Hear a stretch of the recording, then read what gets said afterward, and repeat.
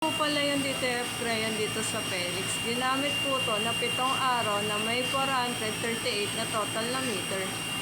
Printer head, capping. Ganito naman po yung tamang pag-head.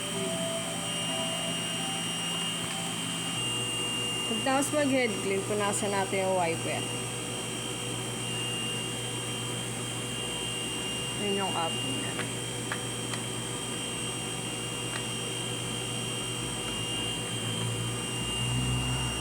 Ganito naman po yung tama pag nozzle test. Pindutin natin itong test.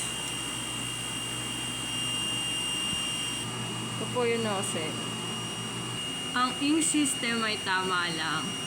Ang waste tank nilinis ngayon Sunday. ABR. Ito naman po yung in-use supply. Maayos naman. Ito naman po yung mga un-in-use supply na ink. Ito naman po yung sa powder. Ito naman po yung sa cleaning solution. Ito naman po yung output record namin, nakalagay na po sa system.